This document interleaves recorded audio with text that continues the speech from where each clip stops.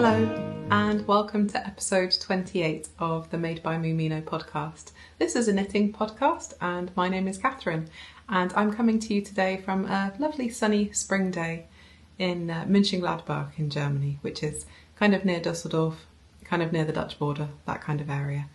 So yes, welcome. A huge welcome to you if you're new here, and welcome back if you've been here before and used to my rambling. Today I've got a finished object to show you, which I didn't have last week. In fact, you may have already seen it if you follow me on Instagram. Incidentally, I'm on Instagram, Ravelry, Blue Sky, Ko-fi, here. I think that's it. But all the links of where you can find me are down below. And also I put chapters in, so if you want to skip over any parts, feel free. And I also put links down below in the show notes for anything that I talk about. Any projects, patterns, yarn, that kind of thing, any bits and pieces. So I have got a lovely cherry tea today in this gorgeous cherry blossom mug. My partner got this for me for my birthday a couple of years ago.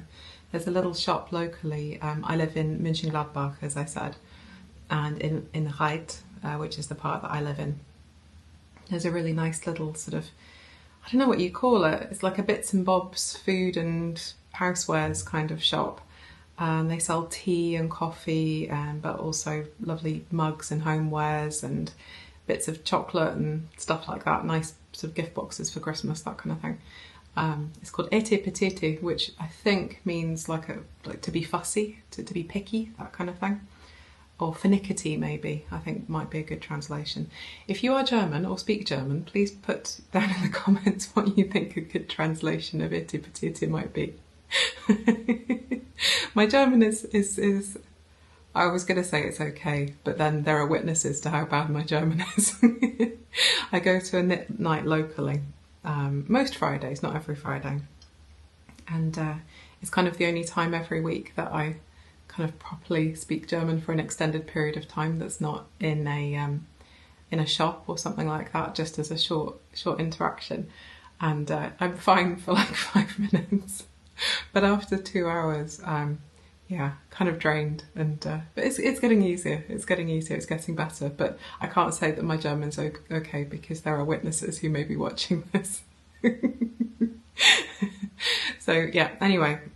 Lovely mug of cherry tea. So if you have a lovely hot beverage too, that would be wonderful. And I will be talking to you probably for the next half an hour or so about the various projects I'm working on. Also at the end, normally when I do these episodes, I take you on a little tour of a yarn shop I've been to or something. But I haven't been to a yarn shop this week other than my local yarn shop. I thought I would take you on a tour of some spring flowers instead. So there's a little relaxing 2 or 3 minutes at the end. My partner and I went this weekend for a nice walk around a local schloss and the gardens there. It's really beautiful. The magnolias were just coming out. And I think we'll probably go again in the next couple of weeks to see the next round of beautiful flowers. But anyway, knitting, that's what we're here for. Knitting and fibre. So let's get started.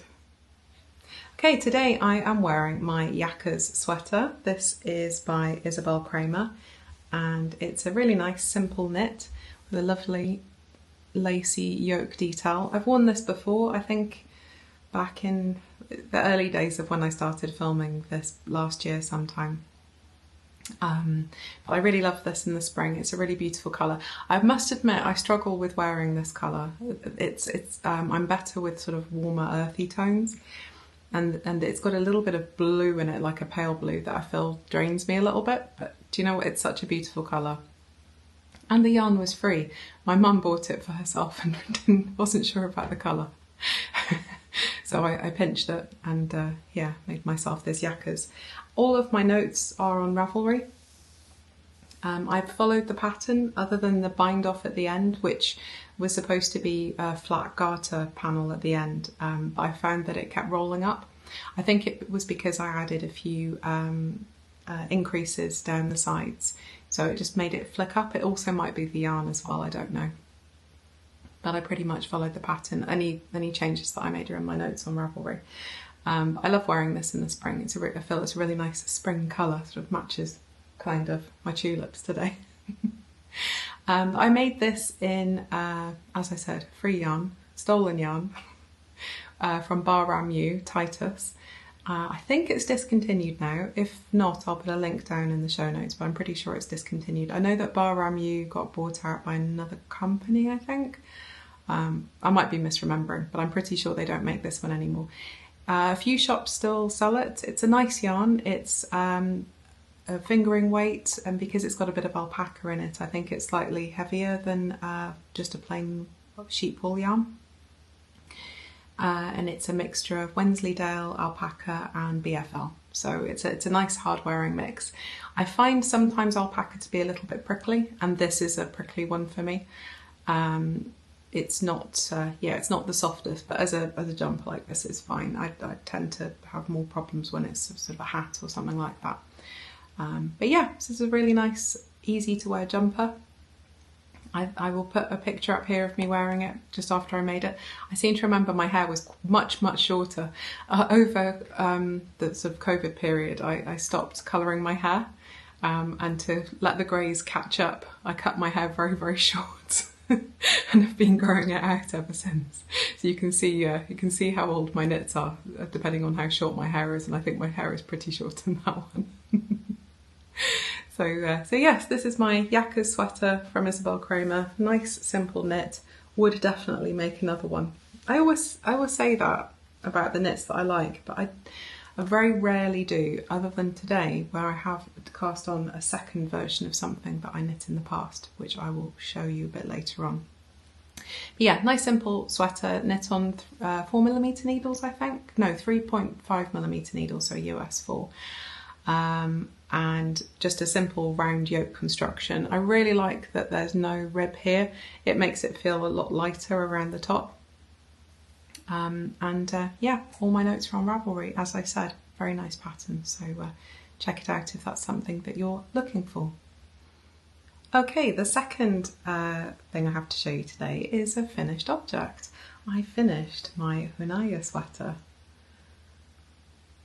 I am in love with this yoke. I've been wearing this all weekend and I've just taken it off. I chose not to wear it today, so I'd have another thing to show you with what I'm wearing. But I'm absolutely in love with this sweater. It's gorgeous.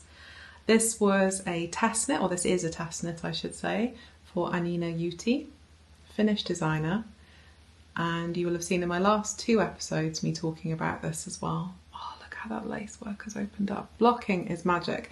I put up a little picture here of it pre-blocking. You'll see how that opens up with the magic of blocking. Really gorgeous. Okay, so let's talk about this. It's another, like this one, a round yoke construction. This time we have a short rib, followed by some bobbles, followed by some cables, followed by some gorgeous lace work, and I'm in love with this. It's so easy to wear. It's a very easy to follow pattern, really, really well written. As I've said in previous episodes, Anniina Juuti had previously released this pattern. I think it was published in a magazine. And she's re-releasing it with some edits. So she's changed the construction on the shoulders a little bit. She's also added an option for bust darts, which I didn't do. And I'm really happy with this. It's such a wearable pattern. You can see that I've been wearing it from the creases. But yeah, I'm genuinely really enamoured with this jumper. Oh God, my hair gets everywhere. Maybe I should cut it off again.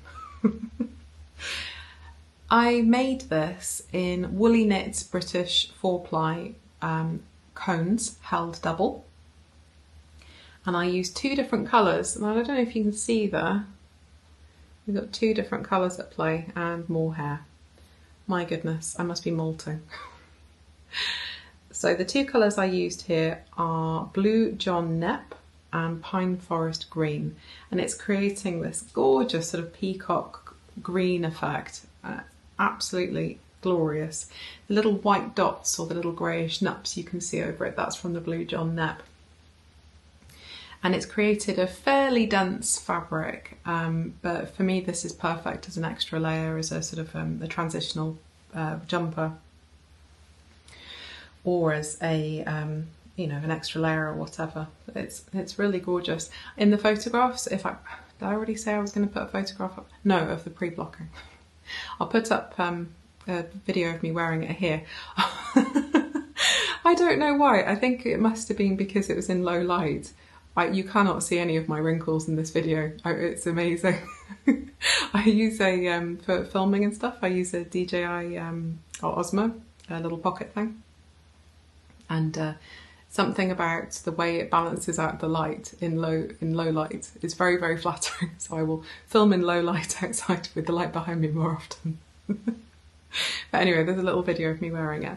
So I followed the pattern exactly, and as I said, I didn't add the bust darts. This is knit on 3.5mm needles, which is a US 4, the same as this one actually, the same gauge. And I got gauge with this yarn held double throughout. I'm just looking at my notes, I used just over 2,000 meters of the cone, which is about, how many?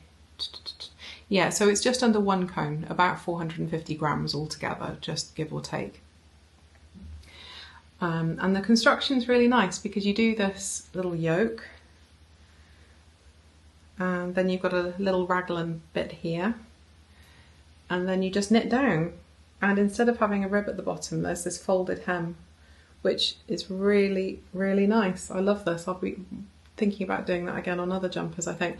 You also have a folded cuff on the sleeves as well, with no decreases on the sleeves. So you end up with this slightly sort of flared effect, which I really liked. The only change that I made to the pattern, well, not a change, but I just stopped knitting a bit earlier because I'm quite short in the body, and I wanted to wear this over skirts, so I wanted it to kind of brush the top of my hip and sit on my natural waist rather than being below the hip. And more hair. My goodness, I am molting. It must be because it's spring. But yeah, what else can I say? I'm not sure when she's planning on releasing the pattern. I think early April, but keep an eye out on her Instagram because I'm sure that that's where you'll hear about it first. But I cannot recommend this pattern enough. It was a pleasure to knit. The yoke is charted, but it's also there's also written instructions as well. But the chart was really simple to follow. Don't be daunted by the bobbles and the mini cables and things. It was very simple to follow, and I think an adventurous beginner could definitely have a go at this as long as you're a bit organised and have a go. But honestly, I think this would be perfect for sort of a few skeins of really nice fingering weight yarn as well. I can just imagine this in a nice sort of light, even a linen mix or something for the summer. It would be perfect. So yeah, that is the Hunaja sweater from Anniina Juuti, and it's a gorgeous, gorgeous pattern. And I've thoroughly enjoyed wearing it all weekend, and I'm sure I'll be wearing it a lot more. Her patterns are gorgeous. I think I said in my last episode, I've got several of them in my library and in my queue, and I just haven't got around to knitting them yet. And I was thinking about making the tanka top, and in fact I have some yarn here that might be suitable for that. So yeah, watch this space. I might be casting one of those on in the not too distant future. But yeah, if you have any questions or anything about the process for knitting this, please do comment down below. But yeah, I had a lot of fun making this. Very, very nice jumper. And yeah, never know, maybe I'll make another one. Famous last words. And I completely forgot to say in the last about the Hunaja sweater, I was knitting the 4th size. I was originally thinking between the 4th and the 5th size. I have a 120 centimetre bust, but I find that for a round yoke, I'm better off taking my upper bust measurement rather than the largest part of my bust. And I find I get a much better fit. So as you will have seen in the little video, I've got almost no ease at all. And personally, that's how I like to wear a sweater like that over skirts and things. I find it just suits my vibe, and it's what I tend to go for. Okay, the next thing I'm working on is also a test knit, and I finished the body. This is the, oh, I'm tangled up here. This is the Moon Flowers sweater from, oh, it's flicking up there. from Knitting for Breakfast. And I finished the body. How glorious is that? It's so happy. Thank you so much for all the lovely comments about this in my last episode. I was really trying something new with these colours, and I'm sure a lot of you would just be like, oh, they're easy, you know, they're my go-to colours, whatever. But similar to this one here, this is not my usual palette that I tend to go for. Oh, that's very similar actually. And it feels like it's, I have to think more about how to put the colours together. But I'm so happy with how this is turning out. It's an all-over colour work, round yoke construction again. And these motifs are glorious. This is flipping up a bit, but it will stop doing that when I block it, so no worries. I have got here 5 different colours and I am loving it. It's gorgeous. So I'm using this yarn, Cortiva, and this is from Wool Dreamers, which is a company in Spain, in the Mancha region of Spain, and they make various yarns, and this is their sport weight. It's a really interesting texture. It's kind of almost felty. It's quite easy to pull apart, but it seems to be fine once it's knitted up. And I'm just really enjoying working with it. It's creating a very, very light, light finished fabric, and I'm really enjoying it. I'm interested to see how it's going to block out, because normally a woolly wool is very good for colour work and everything kind of smushes together nicely and you end up with a really sort of cohesive look for your colour work. So I'm wondering how this is going to work. So as you can see at the moment, it's a little bit lumpy bumpy, but that is quite normal when you're doing colour work and nothing to worry about. It's like with the lace. Once it blocks out, everything kind of smooths out and flattens out, because you're carrying your floats at the back, and they can sometimes look a bit lumpy bumpy. I'll just show you my floats if I try and turn this inside out carefully so that I don't make a mess. So here's some floats. As you can see, I've carried some quite long floats there. I tend to, if I'm knitting for other people, I tend to only carry them for 5 or maybe 6 stitches, sometimes fewer actually if it's for a child. But for myself, I tend to carry my floats a bit longer, 7, sometimes even 8 stitches. I'm a thrower, I'm an English knitter, so I tend to kind of spread out my yarn in front of me and just pick up each strand as I need it in each different colour. And I find that that works fine for me. It looks like it should be slow, but I'm not. I'm slower than when I'm doing regular knitting, but it's not slow, super slow. And I'm hoping I should finish this in the next few days. But yes, I'm really happy with it. Have a look on Instagram, because there are so many amazing colourways that people are doing for this sweater. It looks absolutely amazing. So as I said, I'm knitting this in 5 colours. I originally signed up to do the XL size, but again, after I did a little swatch, I realised that my gauge was slightly bigger than the recommended. So I went down to the next size because I was happy with the fabric that I was getting. Again, I was aiming for that upper bust measurement. And I did a little try on yesterday, and I'm really happy with it. I have deviated from the pattern a little bit, so I've knitted exactly to the instructions, apart from down at the bottom here. Oh gosh, it's flipping up again. I omitted 5 plain rows in between this bit of colour work here and this bit of colour work here. Simply because, as I said, I'm quite short in the body and I wanted it a little bit shorter, so I just took out 5 rows there. The other thing that I've changed is that this bit of colour work here on the arm is supposed to be in contrast colour 1, which for me is this light pink, but I decided I wanted to bring more of this aqua colour in. And there's more of my hair! Good grief. I wanted to bring more of this aqua colour in. So I changed this motif here to be this, this turquoisey colour, just to have a little bit more of that in. But yeah, I'm really happy with it. It's knit on 4mm needles, so US 6, and it seems to be chuntering along quite nicely. It's very potato chippy. I love also in the construction that the short rows are in this rib at the back. Really clever construction. There are 3 options for the sleeves, either to have a short sleeve, in which case after this bit here you do a little rib, to have a short sort of there sleeve, which you finish after 1 repeat, or an elbow length sleeve which you finish after 2 repeats, which is what I'm going to be doing.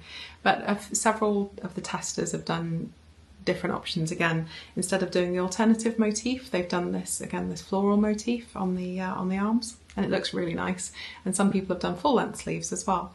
So yeah, this moonflower motif is just gorgeous. It looks like I don't know, old-timey Victorian tiles or something. Really gorgeous.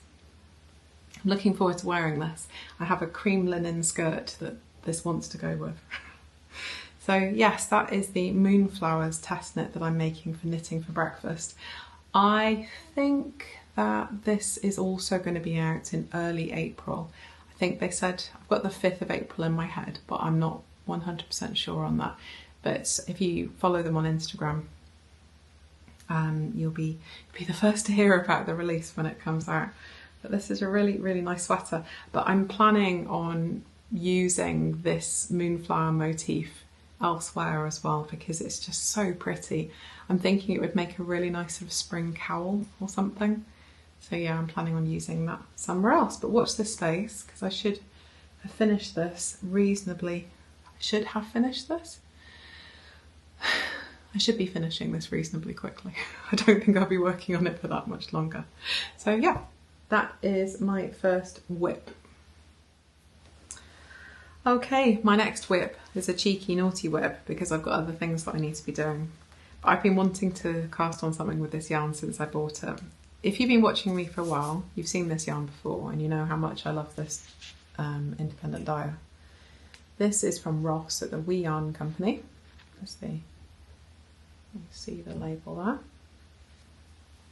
And I love his yarn because he uses a lot of really gorgeous non-superwash bases, but he dyes them up in these rather splendid colours. This one is called Generic Sweet Reference, and to me, when I was a kid, there were these sweet candy bars, like chewy sweets, called Wham bars, and I don't know if anybody else remembers them. They were this horrible, unnatural bright pink colour with like little flecks of neon in them, like popping candy type stuff. I'm sure that's probably why I have such bad teeth now, but anyway. But this, for some reason, this just reminds me of it. Not the base colour, obviously, but the little pops on it. Anywho, so that's what it skeins up like. Isn't that gorgeous?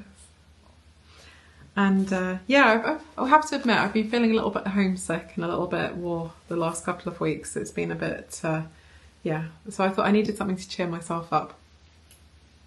I cast on a ranunculus, as you do. I've made a ranunculus before. I made it in unspun.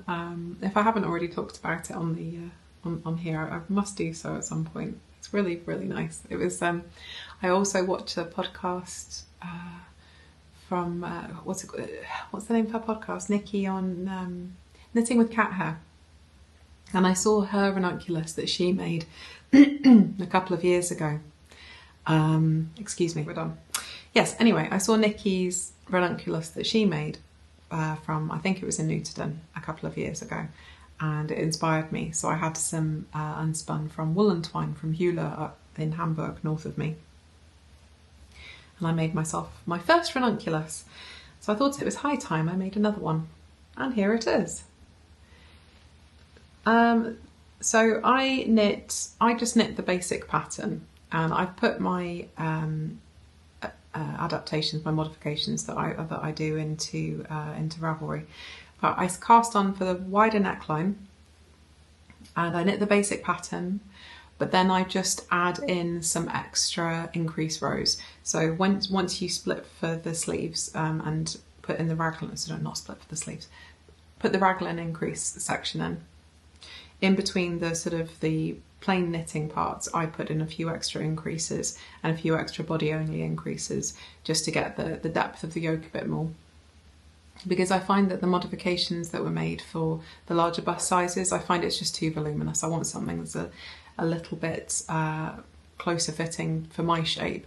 It just doesn't suit me very well. I don't particularly like lots of positive ease. So yeah, that's my modification. That's just my preference. But yeah, that is my ranunculus. So I'm making this in this gorgeous yarn, as I said, generic sweet reference from Ross at the Wee Yarn Company. And this is his Ard DK, which is 100%, I never know how to say this, polewort wool, which is 225 meters per 100 grams.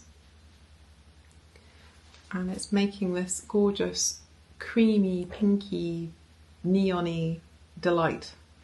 Loving it. So the recommended needle size for a ranunculus is a 6mm, but I've just gone down to a 5.5mm needle, which is a US 6. I don't know. 1 second. Try again. Which is a US 9. I will remember them one day. I normally have all of my project pages up on my laptop there so I can quickly check the details, but I forgot to prep properly for this one, but never mind. So yes, I needed something that was fun and simple, a bit light-hearted and just nice and, I don't know, instant gratification. So this ranunculus was cast on Thursday last week, and yeah, it's been bringing me some joy just to knit round and round in circles, because now that my Hunaja sweater is finished, I've only got the colour work and a pair of socks that I'm working on, and I just needed something that was a bit more mindless and wasn't a blanket, because I do have a big blanket on the go as well, but I wasn't feeling blankety. So that's that. And I'm sure that you'll be seeing that pretty much finished in the next episode as well, because I really want to wear this. It feels kind of Easter and spring-like, and yeah. Yeah, so I want to finish that as soon as possible, I think, but we shall see. Okay, I've got one more WIP, I think, to show you. Just as a reminder, I started making a Seaway pullover for my niece for her birthday ages ago, thinking, oh, I've got so much time, because her birthday isn't until the first couple of weeks of April, and in a very short period of time it's the first couple of weeks of April. So I started knitting the Seaway pullover by Ozetta for her. Here it is. Pulling it out of the project bag for the first time in ages. It's this all over cable pattern. When I saw her last, so she's very much a young lady now, because it's going to be her 13th birthday. And I opened up Ozetta's website, and I said, right, choose any pattern you want, because she's tall enough now to wear an adult size, which is great because she's a typical teenager. She likes to wear the oversized garments as well. So I opened up Ozetta's website and I said, choose anything you want, because I thought that's kind of her style. And then I opened up a page on, Hobby, to let her choose some yarn as well, so that she could have it in acrylic, so it wouldn't cause her mum any fuss. Plus her mum is super allergic to all animal fibres, as I've said before.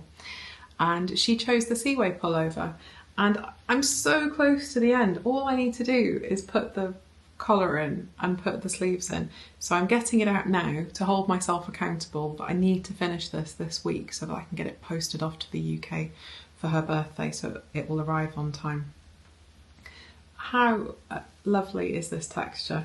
I might need to make one of these for myself actually as well. It looks complicated with this all over cable, but it really isn't at all. It's really simple. You just need to concentrate for the setup of the cable pattern, and then you're away. But yes, I will be finishing this. So yes, in my lovely Moomin bag. I was so disappointed when I first got this, because I thought it was going to be a handmade bag, but it turned out to be mass-produced, which, you know, technically somebody's hands are still making it, but it's not what I would deem to be handmade. So I won't tell you where I got it from, because I don't want to promote that shop. But yes, it's a fun Moomin bag. I love all things Moomins. You probably see a few more dotted around on my shelves up there as well. So yes, hold me accountable. I won't be showing this to you again, because I will have posted it to my niece in the UK for her birthday. That's the plan anyway. we shall see if I accomplish that goal. Okay, finally today we have some acquisitions. When I was at my knit night at Die Geschenke-Werkstatt a couple of weeks ago, well, not my knit night, the knit night that I go to, I've been eyeing this lazy linen from Kremke for ages, and I saw the other day that this is actually being discontinued, and the lovely Iris, who owns the Die Geschenke-Werkstatt that I go to, she had a few skeins of this left, so I thought I would liberate them. So I've got 3 skeins of Kremke lazy linen. It's quite similar, I think, to the linen quill from Pearl Soho, and I'm planning on making a little t-shirt or something with this. So the makeup of this is 420 meters in 100 grams, and it's 80% wool and 20% linen. So it should be nice and easy to knit up. I love anything with linen in it because I love those little white flecks that you get. I think it looks super cool and very interesting texture, and I love this colour. It'll go with lots of things that I have. So yeah, last week I showed you some Sonata Noro that I picked up as well. So between that and this, I think I've got the makings of 2 nice little summer tops. And as I also said in my last episode, I think I'm probably going to swatch for the Kutati from Sari Nordland, maybe the Tankati from Anniina Juuti, and I don't know, I might knit another, as I said last time as well, I'm sorry for repeating myself, another Pier 39 from Isabel Kramer, because I love that pattern. I tested it for her last year and it was, yeah, it was really nice. So I might make another one of those. So yes, I have 3 skeins of this. She did have a couple more skeins there as well. She had them in cream. The cream didn't look good on me. It was too similar to my natural skin tone, and I think that if you saw me from a distance I might look as if I wasn't wearing anything. So maybe not, maybe a shawl or something, but this feels nice, feels really nice. So yes, at some point I will cast on something with that as well. Other than that, I don't really have any knitting plans or anything at the moment. No, I don't. I'm trying to work on my spinning a little bit. I could change my spinning quickly. Do I have it there? Yes, I do. I plied my first skein. Please don't laugh or judge too harshly. This is John Arbon Harvest Hues. I can't remember the colourway it was. I'll write it down here what the colourway was. But I plied it, and it's thick and thin, lumpy and bumpy, but I'm so proud of it. I've got some more sitting on the wheel over there, which I'm slowly plying, but because I've been working on these test knits, the spinning has kind of taken a back seat. But yeah, it was so much fun putting it on my niddy noddy. I'll put a little picture up here. It's a bit overkill, I know, for a sort of very substandard little skein of yarn, but it makes me happy, and I think I'll probably start making a traveller cowl, something like that from Andrea Murray, something that's quite forgiving in terms of gauge, so that I can, yeah, a bit forgiving for the thick and thin that's going on there. But yeah, that's my first skein of hand spun yarn, warts and all, but yeah, I'm pretty happy with it. Well, I'm going to get better. It's a learning curve. It's a steep learning curve, but I'm having fun. Okay, that is all that we have today. I don't think I have anything else to talk to you about other than to thank you so much for all of your lovely comments on my last video, and thank you so much as well to the winner of the giveaway that I did a couple of episodes ago, who got in contact with me very, very quickly, and turns out that he's very local to me in Den Haag in the Netherlands.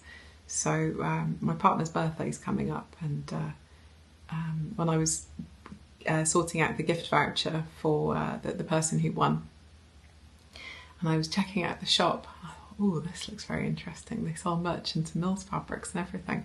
So yeah, my partner's birthday is coming up in May, not for ages, but we've got a few days off, and my partner would quite like to go to Den Haag for a few days. I've never been there before, and it's right on the sea, and there looks like there's a fantastic yarn shop there, so So winner, winner.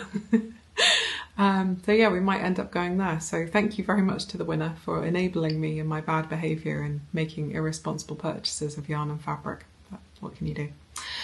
So yes, thank you so much for spending some time with me today, and thank you for all the likes, comments and subscribes and everything. I really appreciate it. And at the end of today's episode, as I said, we've got a little relaxing walk through a local Schloss, formal gardens with beautiful magnolia trees and daffodils and things, so enjoy. And I hope you have a lovely week wherever you are. Take care until next time. Bye.